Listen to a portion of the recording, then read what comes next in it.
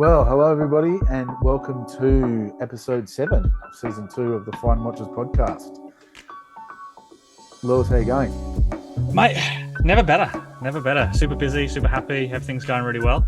And yeah, no complaints here. No one listens when I do, so I just keep rolling along. But Indeed. how are you? Because you are in a different background. All of you guys on YouTube can see that Ben is in a different place. Where are you? Indeed. I am in Tokyo, my favorite other city in the world, other than my hometown of Melbourne. I am here for a number of reasons, but not least of which is getting a few watches for myself and for clients.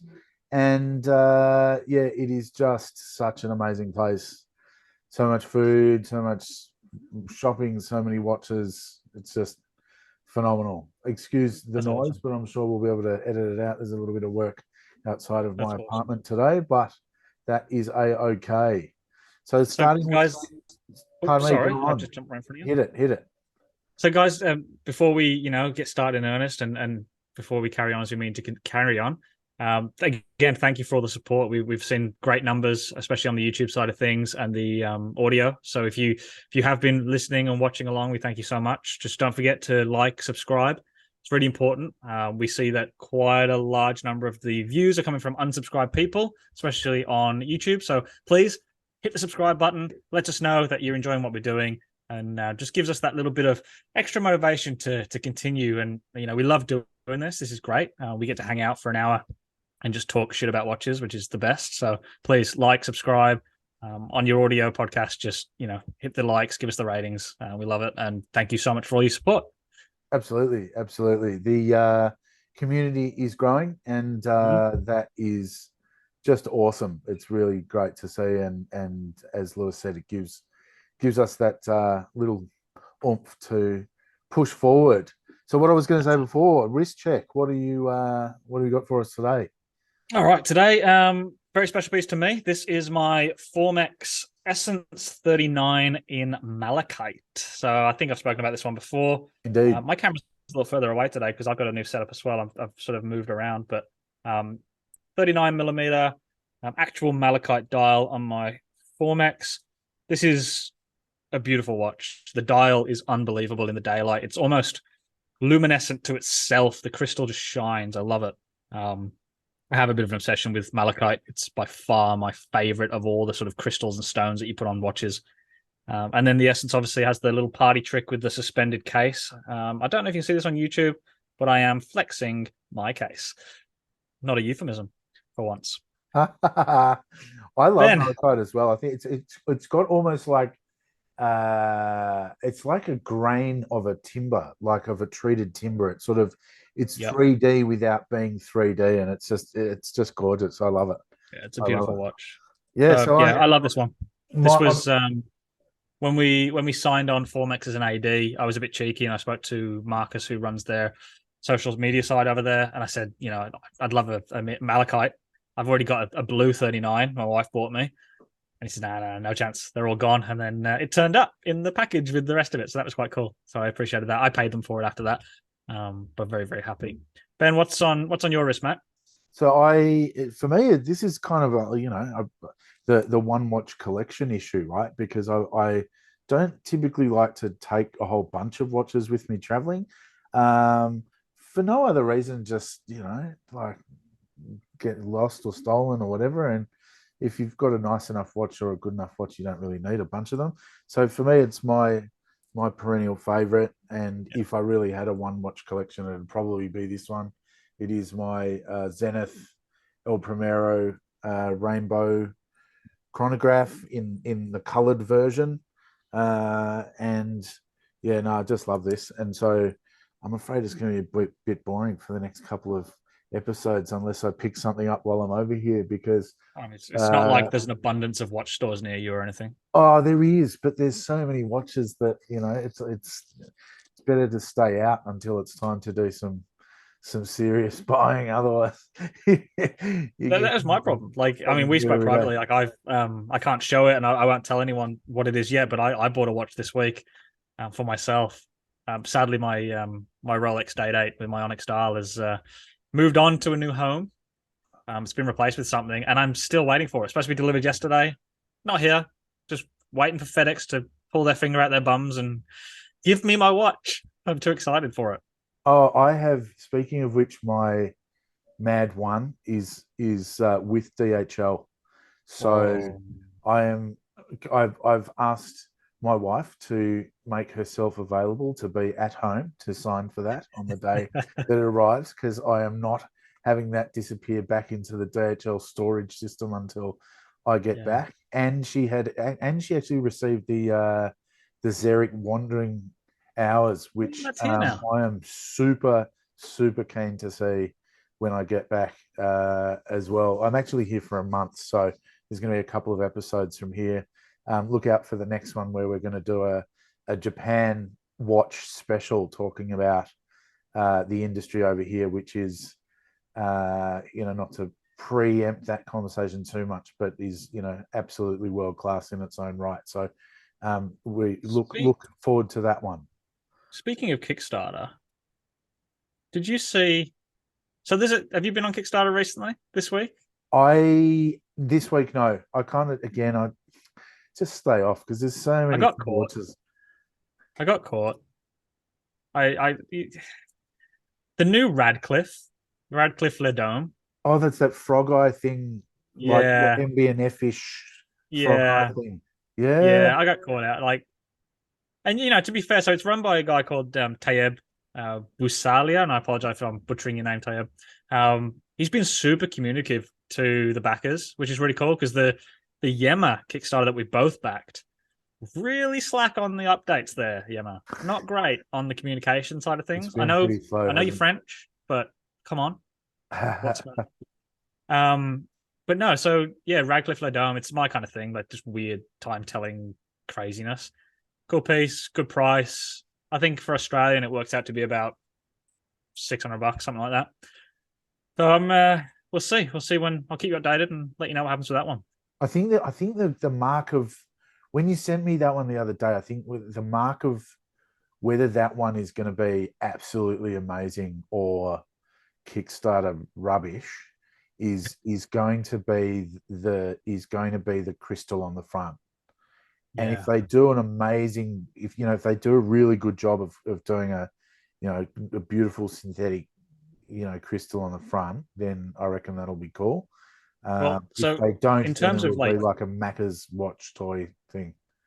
in terms of like Kickstarters and success, I mean they had a goal of £10,000, British pounds, and they hit £344,000. It's like $500,000. It's pretty good. Like, it's Pretty good. insane, right?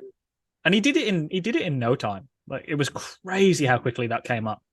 So yeah, good on him. Tayyib, he's doing good work, and yeah, I'm looking forward to seeing what that looks like. And I think you're right. That big domed sapphire, guys. If you haven't seen it, just head over to Kickstarter, type in Radcliffe with an E at the end, and you'll see it. Radcliffe Le Dome. I think it's quite cool. Worth a Awesome. shout. Worth a look. So is that your 2 weeks in watches item? Because I I have one. guess so. I I guess have so.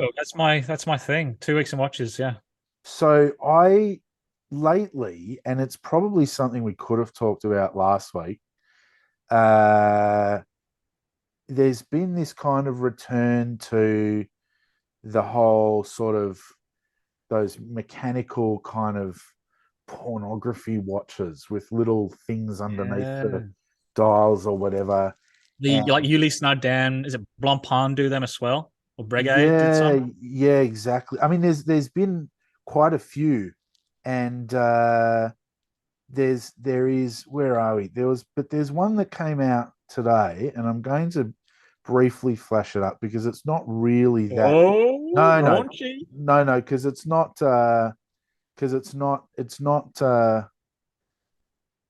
that pornographic or whatever. You ever needed an Have you? excuse to go onto the YouTube side of things? But Look at Ben's dirty dials. yeah, the dirty dials. Like, why? I get it if it's like the mechanics of creating like the little figures that do stuff and everything is cool, and it's whilst it's obviously a very big holder over from an age where you had to flip your watch over to see something a little bit raunchy as opposed to, the plethora of digital imagery that's available now. But why? I don't know. Like that collection that I just flashed up is like, why would you make that? And it's from a big house too. I'm just trying to find it again now. I think it was Vacheron or someone. And it's just like, why would you do that? So it's just like a painted dial. Is that what it is? Yeah, basically in this particular case. And then I mean, okay, they're pretty girls and everything, but like why? They're not real, Ben. You're fine. Yeah. I know your wife's not with you for a month, but calm down, mate. Oh no, but it's not, it's not as if it's particularly beautiful artwork or whatever. It's just like Was it Vacheron you said? pin-up girl style art on a watch, and I don't really get it. So that's my, Ben's rant about what the hell kind of thing. Was it Vacheron? I think it is Vacheron. Trying to No, find it. Ulysses. Pardon me, Ulysses Nardin. Yeah, that makes more sense, doesn't it? Ulysses Nardin. But I mean, if we pick one that's even a bit bigger, like again, like looking at the quality of it is, I don't know, it looks like something you'd pick up in a department store or something. It doesn't look, it's not a piece of artwork of certainly not of any sort of horological engineering or anything, and it's not, I don't know, that was a surprising release from Ulysses. That's odd. Like, it's not surprising that Ulysses Nardin did that, because they've got form for doing those kind of things. It's the Classico range. I found it. Yeah, it's really, yeah, I'm looking at it now. It's kind of shit. Well, that's the thing, right? Like that's what I'm saying before. Like, okay, they're pretty girls, but the artwork's kind of shit. Like, it's not even, You've got like two mermaids eating each other out under the water. Like, what? Why for 34 grand? I didn't see that 34 grand. Yeah, mate. Like, yeah. Much better is free. Yeah, this is ridiculous. Yeah, I'm with you. I'm outraged. Outraged. This is the outrage section. It's just like, I don't know, like some of those price on demand, which means stupit money. Like, let's be honest, price on demand means stupid money. It's the AP system. Like, we just tell you what you pay. It's just dumb. We'll see what you come in with on your wrist and adjust what car key you put down. On this, can I have a rant? Please. We might, our main topic this week might get a bit shorter because of this rant, because I was hot about this. Go for it. Okay, this is not a plug for how good of a watch dealer I am. Not a plug for that. Just bear that in mind. Go on. In my store right now, I have a brand new AP Royal Oak Offshore Chrono, 43 mil, titanium ceramic pushers, blue dial. If you're into this AP, like if you're into it, this is a great watch, right? I'm selling it for like 57 grand. One of my customers spoke to an AP dealer last week because he likes this one, but he's not sure if it's quite right for him. He wants like a blue diver. Anyway, he speaks to AP. He calls him up and he says, hey, I really like the offshore, just the Royal Oak diver. Really plain, simple, with a blue dial, right? Now, the black ones of these, pre-owned, are like less than 30K. That's just what they are now. They quoted him mid-60s. Mid-60s for a three-hand diver in steel, when I've got like a brand new one, grey market, for 57 chronograph in titanium. What the fuck are they playing at? They're just naming their price now. That sounds about right, though. That sounds about right, though. Like grey market, what's the delta there? 10%. So that's pretty. Well, no. What I'm saying is, you can get grey market. You can, which is always going to be more expensive than retail. That's just, we live in that world. Yeah. The grey market chrono in titanium is like 10 grand cheaper than just the plain diver from AP, because now they name their price. There is no retail price. They just tell you whatever they want. What is that? That's bizarre. That watch out of AP should have cost 40 max, and they quoted him, I think it was 66,000. What is that? I want to know what AP is going to do when their contract with, the Royal Oak, with the Gerald Genter estate or whatever for the Royal Oak shape patent or however they arrange I these wonder things how that legally works. uh, expires because think about. I mean, we've you've there are some beautiful old APs that are pre Gerald Gento or whatever, and or at least pre Royal Oak, and God, it's a bit of a one trick pony as far as the market's concerned. Like Oh yeah. Did you see that's the one that went up for what auction people with know. the mother of pearl dial, the light blue mother of pearl dial, the What did it complicated one? make? I saw it went for auction, but I didn't see what it Yeah, I can't what remember. it meant. I don't know, but a beautiful watch. Beautiful watch. But yeah, like I just got really pissed off. I was talking to my customer and he's like, Lewis, what do I do? Like that feels like robbery. And I'm like, yeah, yeah, that's exactly what that is, mate.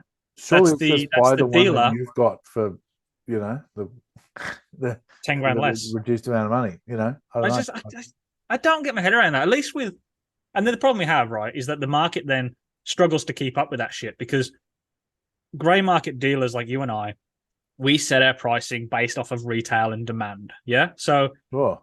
like if Well, based off two tone demand 36 more foot than date just now are like retail and under because the demand is not great, the supply, and we know the retail price. If we don't know the retail price, they're just guessing. So guys now are selling APs for like 50 grand that a month ago were 30 because we knew the retail price, but now they're just guessing. Like it hurts everyone. It hurts end users because even if they don't want to wait in your silly line to be told they're worthy of buying a watch, they then have to guess what you would have sold it.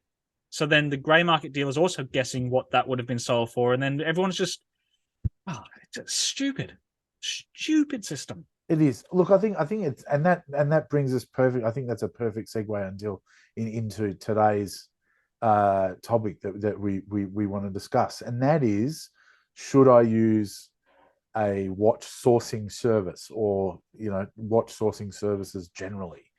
I wanted before we started to address the upcoming elephant in the room in that we are both obviously we both offer a watch sourcing service, and dear listener, obviously please use us but this is the idea of this is not to promote our watch sourcing service. It is No. services. It is to help people who are trying to buy watches understand why it's a good idea, and what in the market it is that drives us to do what we do, because it goes beyond just making some money and whatever. We do it because we love watches and we love the community around it, and we like to help people. And I think that what you've touched on is a really good place to start, is that watches are an expensive game. That okay, people can collect Casios, or they can collect Swatches, or they can collect consumer quality, consumer level Seikos for $500 each, and that's not really a watch sourcing service game, because you can go out, there's not a lot of money to be saved or whatever. But even someone's first kind of serious purchase might be $3,000, which is a lot of money. Like, some people earn that in a month. A lot of people earn that in a month. A lot of people don't earn that in a month. Yeah, And but like certainly don't most people just don't. and certainly don't just spend a whole month's salary in one go on a watch. And then it goes up very, very, very quickly from there. Although there is a hell of a lot, of quality in and around that neighborhood. But the other problem is that with social media, there's also this phenomenon that we've talked about before, about certain algorithm driven popularity of a very, very small group of brands, which we've mentioned a million times before. We don't need to mention again in this context, but is one that will shift very slowly as the market shifts in terms of the focus of its popularity on a particular brand or model or whatever. And it means that people who want a new watch, all the time you hear, oh, I'm going to get my first watch. What are you going to get? Oh, I want to get a Rolex or an AP or whatever. And you kind of think, geez, if I was spending my first $20,000 on a watch, would I necessarily buy that particular piece or that particular brand?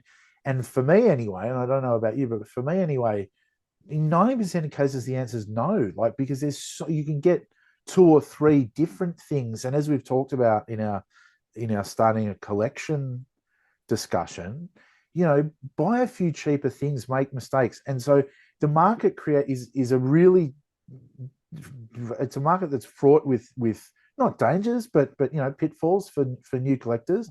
And if you get a really good watch sourcing service, get for someone who's not just going to try and sell you what they have in their cabinet or their safe right now, but help you to find something, you are likely to get something that you are going to be much happier with in the long run and get much better value out of it. I think you're right. And like two things on that, like this week alone, like one of my very, very good friends started his first watch collection and got into watches. He's been talking to me for a while about it. And he he had an amount of money he wanted to spend. He could have spent up to sort of 20 grand.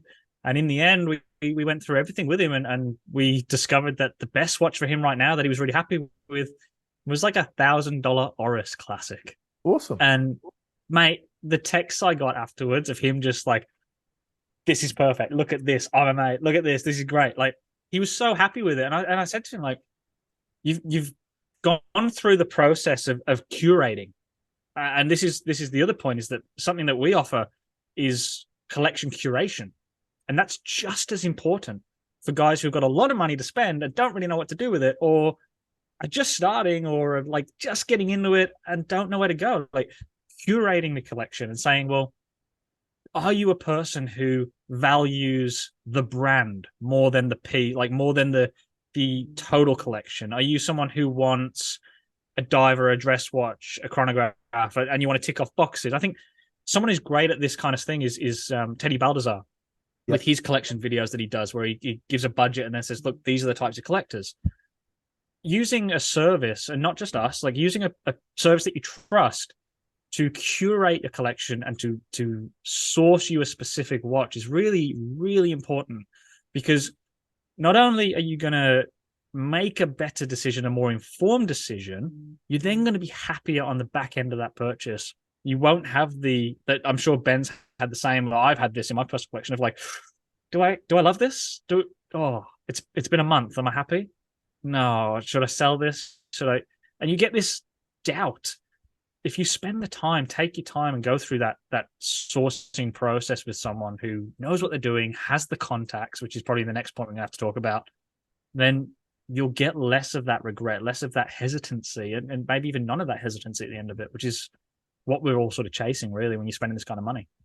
Yeah. Oh, look, I think there's definitely I think for a lot of collectors who have a more than say two or three watches or whatever, even the ones that have two or three, there's always kind of a revolving door section of the collection. Yeah. And then there's the kind of core pieces that you go, I'm never getting rid of this. And a lot of times, even for I know of a lot of collectors where they've owned a piece and they've gone, oh yeah, I'm going to get rid of this now.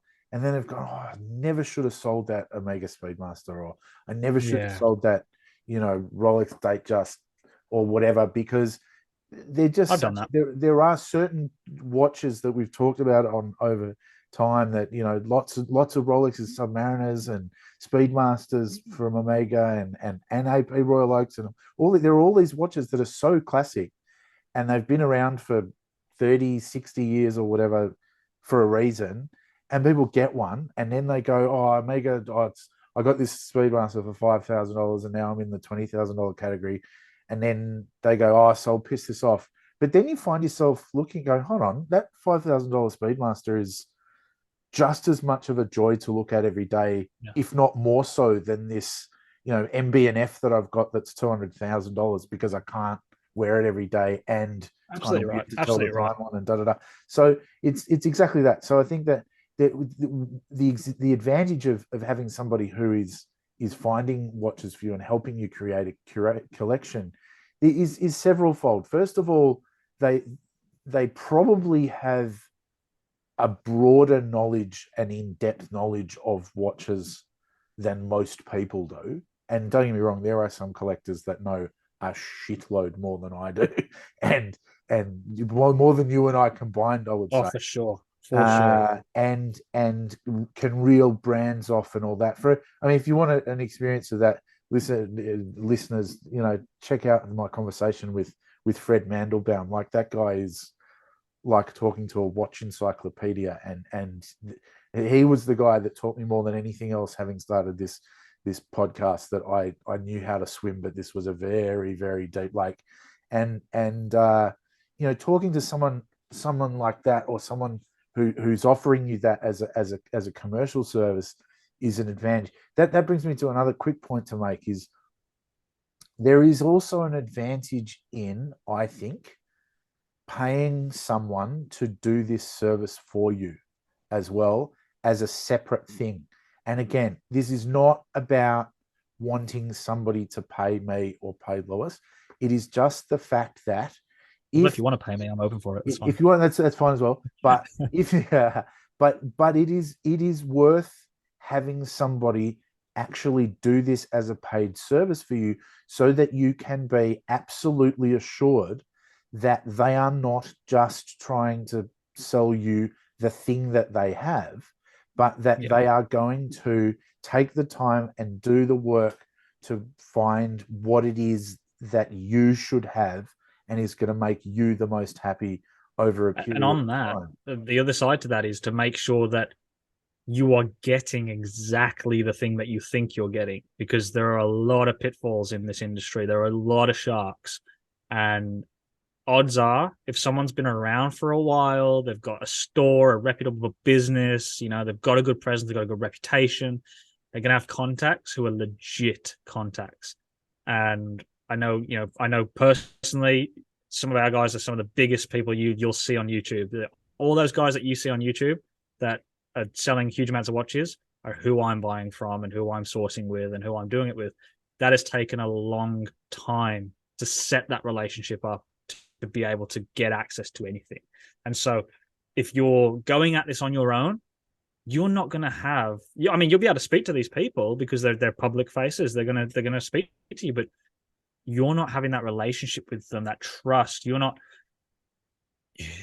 if you say to one of these people, say, hey, I want this specific Daytona, and he doesn't have it in, well, it's probably the end of that conversation, right? He's probably, yeah, well, I don't have it, and I've got $20 million coming here, so I don't really need that one little sale. But if the guy that you've sourcing through goes to them, or girl that you're sourcing through goes to those people and says, hey, I got a customer, good guy, this is the watch I need. I know you don't have it, but I know blah blah and blah blah. Can you put the feelers out, grab me this watch?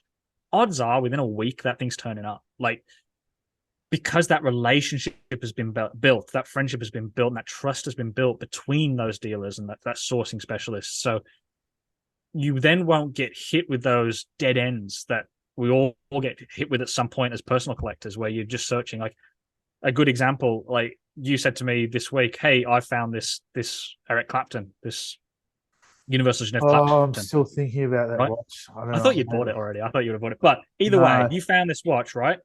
So if you had a customer for that, that would have been gone, right? That's a very, very hard watch to find. But now you have a connection, you have that relationship to find that watch, to get that watch to that person, and then someone's going to get what they want ultimately at the end of the day.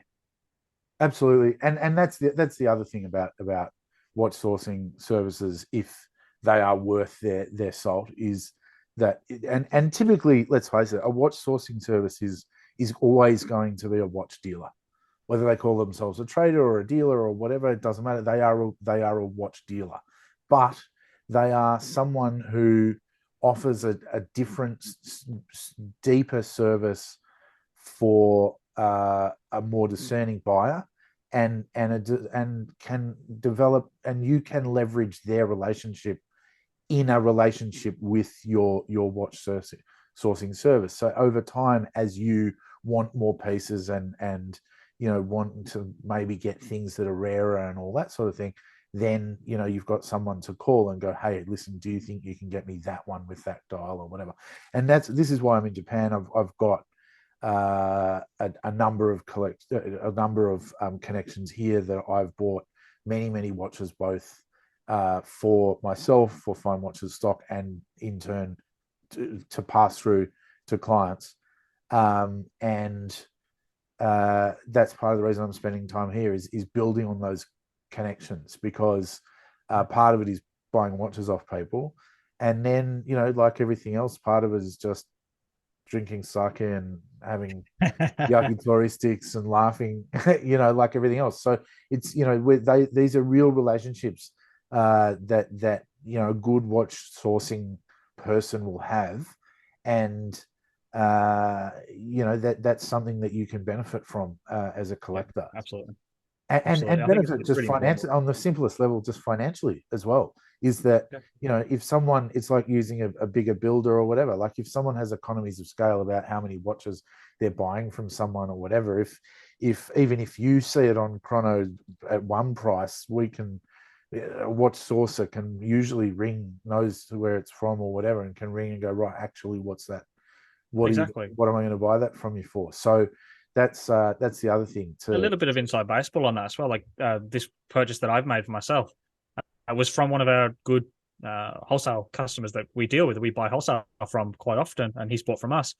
And I saw the piece online. This is what I wanted, and let's say it had a price. So I messaged said, "Hey, I'm looking at this for myself. Like, is there anything we can do?" Like, within 10 minutes, there was $5,000-6,000 Australian off it. Just done, dusted. I'm like, mate, I'm gold with that. You know, if you just said, "Man, mate, I've got nothing in it," I probably would have bought it because I wanted to watch and I like the guy. Like, it's not an issue. But just having that relationship, like straight away, I know where he needs to be. He knows where I need to be, just without really saying it. And he goes, "Yeah, let's make it work," because he knows I'm buying next time. And he's on our WhatsApp groups. We're on his WhatsApp groups. We're all, connected together, and it's mutually beneficial that way. If you're out there and you're looking for something really specific, and you see it online, go and talk to your local, your dealer, your watch dealer, your reputable people, and say, like, "Hey, do you deal with this guy? Like, do you have a relationship there? Like, I'm looking for this watch. He has it. Do you think you can middleman this for me, mate? We might take $500 to do the fee, or we might. That's the rate, but you might save 2-3 grand on that. You could save 10 depending on the total value. So, it's gonna be better in your pocket to use someone who has a relationship already with a dealer, because all dealers operate on margins, and depending on the scale of the dealer, that margin is very different. And if you're dealing with larger dealers, larger stores who deal internationally, you're going to probably get better pricing. And not only that, but look, again, a little bit of inside baseball as well. It's like, for everybody knows that if you're holding stock, then you need a bigger margin on what you make on it. Absolutely. But if a watch sourcer is not is just passing it through, then okay, that they're going to make something out of finding it for you. But for a few phone calls and spending time with you and talking shit about watches, which Having a we drink. do because we enjoy, and we do with clients because we enjoy, then it's a less there's less money that's required Yeah, to for sure. make out of a given transaction. The other thing is, look, obviously, and that's a key point, because I think that a lot of our listeners, especially people who've been collecting for a while and all that, the reason that a lot of people who are into watches typically are often are thinking people, they're successful people, whatever. So basically, nothing that we've said is necessarily exclusive to the watch industry. Probably not surprises to those people, because basically any industry people have collect connections and all of that. But this is the key to me. That's the key difference, though. In I don't know, cars or uh, building, or anything where having your connections, economy of scale, be a part of the thing. It's very, very rare that for example, a car dealer genuinely handles all brands. So if you're looking to, Yeah. a similar, the analogy would be, I don't know, you've had a successful equity event or whatever, and you've decided, I'm buying my first, serious vintage sports car, or top end sports car or whatever, and I'm not decided, is it a Ferrari or an Aston Martin? Da, da, da, da, da. There are very, very few dealers that Who do genuinely you go to for that? Yeah. that genuinely do all of those brands, because a Yeah. lot of those brands, people sell Ferraris back to Ferrari dealers and all that. In Melbourne, it's a guy called Dutton. I'm sure there's Oh, he's up here too. others. I'm sure there's others, everywhere else. But Peter Dutton started it down in Melbourne, and so there are people like Duttons that you can go to and go, look, I'm in the market for a 1960 blah blah blah E-type Jag 12 cylinder da da da, and he will the people there, because Peter Dutton's gone a long time ago, rest his soul or whatever. But the people there will be able to find that for you, because they know a lot of different people, and they've got a lot of clients who might be over their V12 E-type that they sold them and they want to get into something else. So could you imagine ever being over that car? I mean, come on. You know what? I'll tell you what though, like I used to work, I've mentioned it in other podcasts in series 1, but I don't know if I mentioned it together with you. I mean, obviously I've mentioned it to you off air, but I used to work at Aston Martin, and and look, you would have seen it with watches, right? Like people would go, oh, why would I ever get sick of my Samara? Why would I ever get sick of my Speedmaster? It's the same with cars. People, you go there and you sell someone a brand new Vantage, V8S in their choices of colors and their da da da da, and you go, why you're never ever going to get a better car, and this is unbelievable. And they'll say that when they pick it up. 6 months later, oh, I want the V12, and why I'm going to kind of get this, and actually next time I want pearl paint, and da da da da da. Oh, no. Like, it's a never-ending game. And look, watches are the same. Let's face it. Like, I don't think you could genuinely, listeners, if you are genuinely a one watch collection person, if you have had one, let's extend it to 2 watches that you have had for more than, help me here with a number, Lewis, 10 years that you've 10 had years? one, Yeah. okay, Just one or two watches for 10 that you years. have not had changeover for 10 years. Get in contact with us, and I give you my personal guarantee, we will have you on the show, on camera, to talk about how we're going to show that. We're going to show you off like a freak show. We will give you, no, with the greatest of respect, we will give you an entire episode, because I want to understand your mentality, because I have never met anybody who, in watches or cars, to be fair, who genuinely does that. And it's, I get it. People always want something different, and there are certain things that you keep, like Zenith Rainbow or whatever, and but everybody wants something different all the time. And that's, again, going back to the topic, that is why to have a good relationship with a good watch sourcing service is a good thing. Absolutely. Yeah. And I think when we're looking at sourcing, it doesn't just have to be on the high end. Like we say the Casios and stuff. Like, yeah, that's swatches. Well, depends on the vintage swatch. Some of that stuff's really hard to find. But some of the actually most difficult things to find are like the weird Breitling references, like sort of fairly modern Omegas that are just like low production. Like, a lot of that stuff's actually really hard to find. So using someone who has contacts, like if you want a specific dial Speedmaster reduced, like there's not many of them out there. Like, there's a lot of the plain stuff, and there's all these crossover references. Like, I've found in the past, like some of that stuff can actually be the hardest stuff to find, but you've got to have the context on the back end. If you want, like, mate, name me an RM, give me a day, and it's on your wrist. Like, this stuff's easy as long as you know who you're looking for. Like, APs for the most part, like unless it's a 1 of 3 reference or something, you just want a 15400, 15500. Like, yeah, it's done. It's easy. But if you're looking for something specific, something vintage, something, from Omega, Breitling, Tag, those bigger brands that perhaps people don't sell onto a pre-owned market, or ladies' watches. Like, if you want a ladies' watch nowadays, like, women don't sell their watches onto the grey market, or pre-owned. It just doesn't happen. They buy them and they keep them.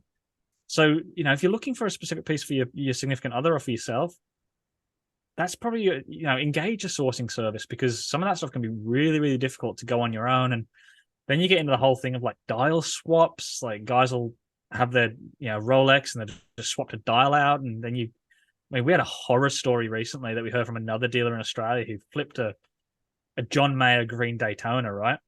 Publicly on a forum, this dealer did this. And then guy sends it in for service to Rolex, and it was a dial swap, and he paid like peak April 2022 pricing, 2021 pricing, like Oh, $500,000, and it was a dial swap on a watch worth 100 grand. no way. And the guy and this dealer just went, "Fuck, see you later, bro. Not my problem anymore. You bought the watch," and just left him. Like, it's almost criminal. So you gotta be careful. You gotta, Well, depending on how, and depending, I make no comment on this specific deal because I genuinely don't know who it is or whatever. But if depending on how it was represented in the first place by the dealer selling it, if the words original and original parts and it is actually potentially criminal. It's so bad. It's so and much certainly money. civil, Like, certainly civil liability is almost assured. it's Depending on crazy, how it right? was That's like, represented. use the sourcing service, use the dealers that have the connections, use the guys that you can trust, because far out, like, do you want to get stung 400 grand in a hole on a fake dial? That's crazy. Oof. Yeah, absolutely, absolutely. No, it's an area fraught with problems. But look, on the most positive side, and I think it's a good point on which to sort of wrap up this particular thread of conversation is, I think the biggest advantage is not necessarily just safety, because although there are a lot of pitfalls, there is also a lot of safety now. Chronos 24 and PayPal protection on eBay and all that sort of stuff. Like, it's never been safer to buy stuff online than it is now. And typically, a good watch dealer, even if they're not calling themselves a watch sourcing service, has all the connections and all that stuff that as we've said. But to me, the most important thing is, and again, perhaps it's part of my what's the word, propensity to like something a little bit different to what other people are wearing or whatever. The beauty of a good, knowledgeable watch sourcing person connection is that they can often, and you mentioned the speedy variations. I mean, there are millions of them, and Crazy. people kind of, a lot. I've had people come to me and say, "Oh, I really like those Michael Schumacher ones. I got one today. They're cool." Got one in. But Yellow dial. But I kind of prefer, personally, I prefer the speedy racing dials, which are kind of, to most people, are the same. It's got that kind of checkered flag motif and all that. And sometimes you'll show someone and go, "Okay, you like that, but what about this thing?"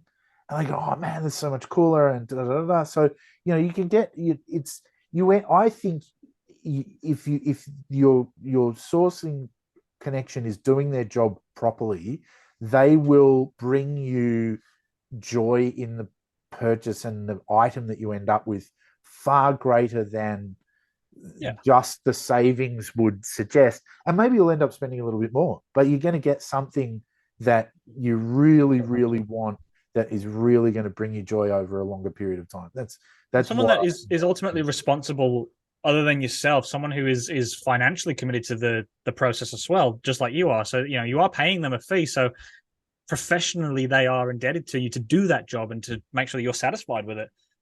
Ultimately, if you get your hair cut at the barber and you're not happy, there's some recourse there.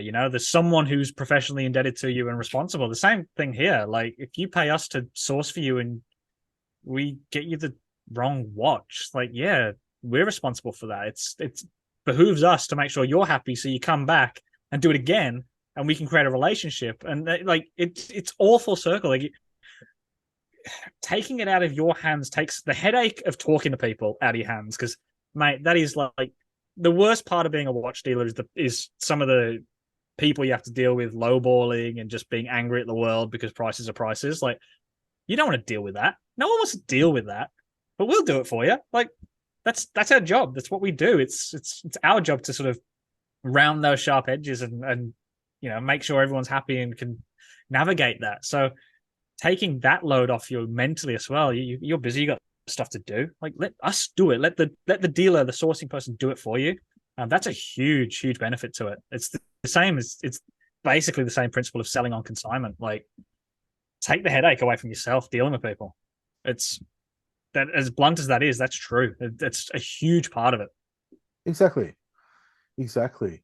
No, it's something that I enjoy the most about the sort of commercial aspect of fine watches is dealing with clients who want to know more. Look, I love it. I love it when an order comes through on the website that's just such and such as paid. Can you send it off? That's great as well, of course. But I really love the ones where people ring and they go, "Oh, look, I'm looking at the da da da that you have," and I go, "Oh yeah, cool. You like that? What about? I've actually got these couple as well that are not up at the moment, and that's okay. That's straying into not sourcing, but at least it's the hey, I've also got these things that you might like, and that might lead to the conversation of Curating. what I thought I wanted that. Now you've shown me these other two.